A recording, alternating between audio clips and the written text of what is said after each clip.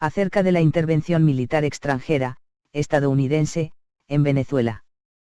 Para mi amigo Edgar Chaparro, quien afirma que es vergonzoso solicitarla. Por Alonso Camacaro. Buen día, don Edgar. Hermano, recuerde que en 1810 Simón Bolívar, Andrés Bello y Cristóbal Mendoza viajaron a Londres, para buscar armas, soldados, dinero y apoyo político. También le recuerdo que Bolívar invadió a Venezuela con soldados neogranadinos. ¿Por qué no tenía ejército? Debido a que el pueblo venezolano no apoyaba a los mantuanos. Por tanto, los pocos soldados venezolanos que participaron en el proceso independentista tuvieron que ser reclutarlos por la fuerza, mediante decreto de guerra a muerte y por la captura forzada. Los sacaban de sus chozas, amarrados por el cuello, costumbre que se mantuvo hasta los años 70 del siglo XX, mediante el denominado servicio militar obligatorio.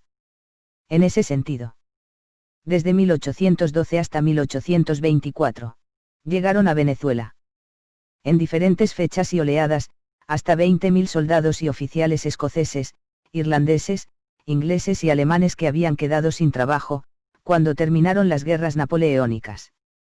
Esas personas, traían espada, uniforme, caballo y experiencia militar que, el venezolano no tenía, con la excepción de unos cuantos ricos caraqueños.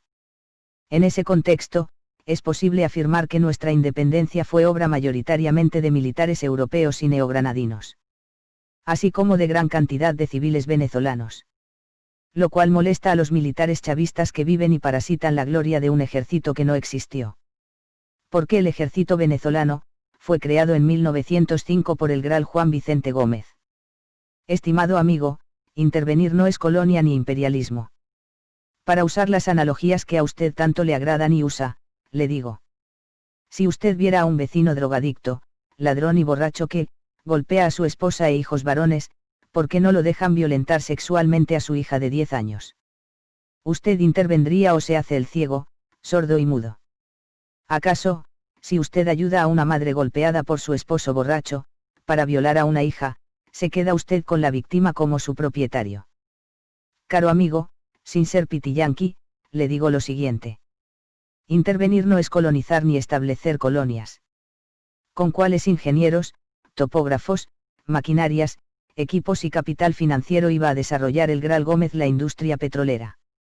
El desarrollo petrolero de Venezuela es una obra netamente estadounidense. Jamás he visto a un estadounidense cogiendo parcelas ni excavando para llevarse el oro sin pagar. Tampoco, compitiendo por empleos con venezolanos o abriendo quincallas para vender baratijas. En este sentido y desde mi punto de vista particular, los venezolanos se autocolonizaron después de la explotación petrolera cuando adoptaron el béisbol. Después se hicieron filogringos, viendo el show de Lucy. Todo lo que se han llevado los estadounidenses de este país, lo han pagado y de contado. Pues, las corruptelas del petróleo, es decir, las comisiones para conseguir esto o lo otro, las generaron los venezolanos con su cultura de cuánto hay para eso. De acuerdo con lo antes explicado.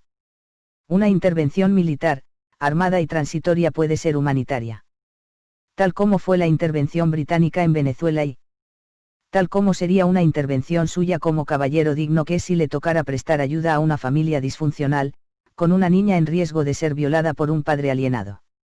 Además, la historia y los hechos demuestran que la democracia americana nació en Estados Unidos y que, los países en los que han intervenido, han terminado más prósperos de lo que eran antes de su ingreso. Allí están Alemania, Japón, Filipinas y Panamá como ejemplos, para probarlo. Lo que sucede, creo yo, es que en nuestra mente fue sembrada, como resultado de una mala educación cívica, la idea equivocada por inexacta según la cual la soberanía es la independencia total de un país respecto de otros. Lo que implica una autonomía absoluta, asunto imposible, pues cada país es dependiente de los otros, máximo en un mundo globalizado por la necesidad de combustibles y tecnologías. En otro orden de ideas, siempre se acusa a Estados Unidos de imperialista, con el argumento de la invasión a México. Lo que no se dice es que México, fiel a la tradición del imperio olmeca y azteca, constituyó un imperio al lado de los Estados Unidos. Primero, nombraron a Iturbide emperador, el cual fue envenenado por su propia familia. Segundo, buscaron en Europa e instalaron en México un emperador prusiano y lo nombraron rey de México, Maximiliano I. Lo descrito constituía un riesgo mortal, para el país que fue la cuna de la democracia en América y que se había independizado del Imperio Británico. ¿Cómo iba a permitir Estados Unidos, cuna de la democracia americana, que le montaran un imperio al lado de su territorio y en su propia cara? En el escenario descrito, no resulta vergonzoso e indigno solicitar ayuda al vecino más fuerte. Sobre todo en una situación como la de Venezuela. En la que quien debe cuidar a los ciudadanos y protegerlos que es papá Estado. Los está robando, asesinando y por último, al igual que cualquier delincuente en prisión, para mostrar que posee el control, intenta quitar la dignidad de los habitantes al violarlos. No, mi querido amigo. No es antipatriótico, ni antivenezolano pedir ayuda, cuando estamos desarmados, famélicos, amordazados y nuestros propios hermanos, cooperan con el violador para abrirnos las piernas. Por si fuera poco. La realidad verdadera y dura evidencia que nuestro país está invadido hace más una década por los cubanos, iraníes, chinos, turcos y guerrilla colombiana, quienes de manera ilegítima y autorizados por el régimen chavista, ingresaron a nuestro territorio, para depredar el patrimonio natural, histórico y cultural. Don Edgar, siempre le agradezco la oportunidad de escribir algo. ¿Por qué hacerlo? Me enseña un poco más. Pues el que pretende explicar, aprende más que aquellos a los que pretende ilustrar. Gracias. Feliz día, don Edgar. Se le estima y respeta. Por favor. Recuerden que la información que no se comparte no produce reflexión ni genera comunicación.